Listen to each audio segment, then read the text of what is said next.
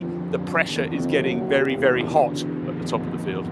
It certainly is. You said that 2 weekends ago. We also had the V8 supercars in Australia, started in the early hours of the morning. So you said not everything. There are racing cars with roofs as well, which is our bag, which is our discipline. That's what we like as well.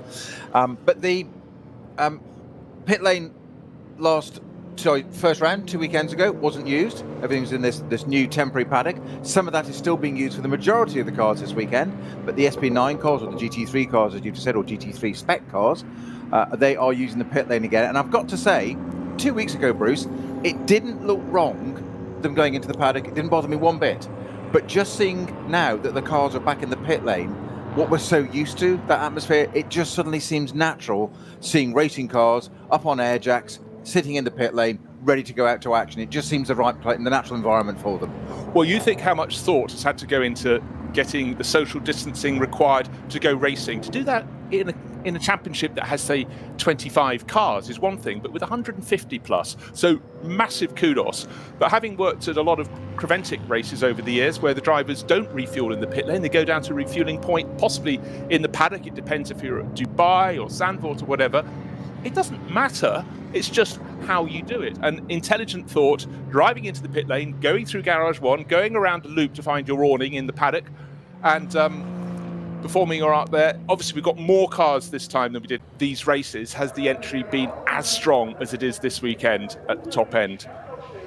The Nürburgring 24 Hours, of course, not part of this series, but it's the race that all manufacturers in GT3 want to win. It's been a classic race for many years. It used to be touring cars, but of course things keep on changing. It's always had a sort of open book approach, but of all the classes around the world, and there will be readjustment because let's face it, this pandemic is going to have huge economic outcomes. Not all predicted. Some people have done very well out of it. They're the lucky ones. A lot of us have people all around the world have found it very tough indeed. We want to get back to working fully. We want to go back to racing fully. And you know what?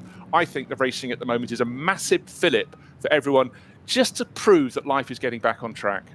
Absolutely. Couldn't agree more. Just, you mentioned a few minutes ago the winning car from 2 weekends ago, the Valkenhorst BMW. New livery for it here. Now, I'm assuming that's a commercial well, going from a plain livery with no sponsorship to a sponsored livery with lots of colours on it. And Total written all down the side, yes. But my superstitious side would be that it's won a race in that, leave it alone, don't touch it. And it's like it's a different car. I know that sounds absolutely ridiculous, but the different car, it does make a difference.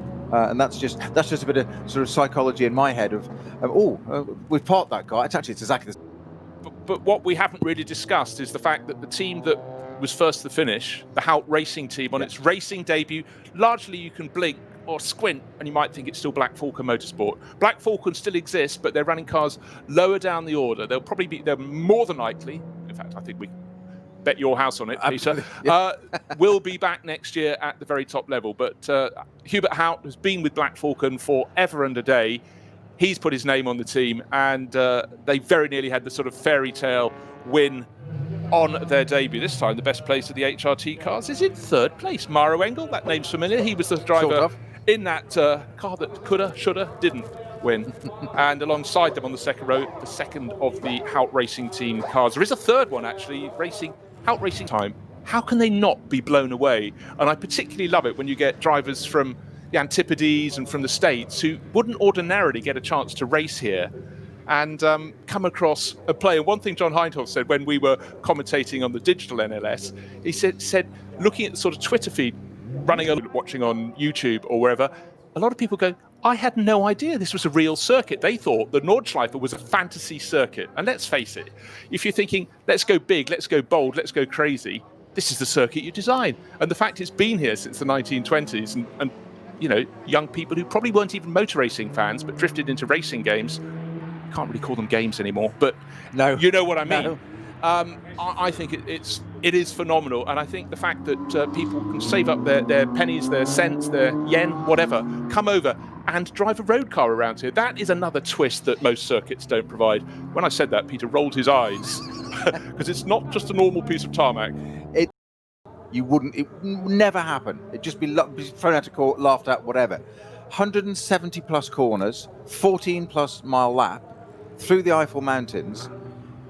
I mean, It's absolutely incredible, and of course it's two circuits because it's a European Grand Prix circuit and the old Nordschleife put together. They stopped running Grand Prix on it 40 years ago, 45 44 years ago. Yeah, exactly. For a reason. And even then, it was under stay of execution. Yeah, absolutely.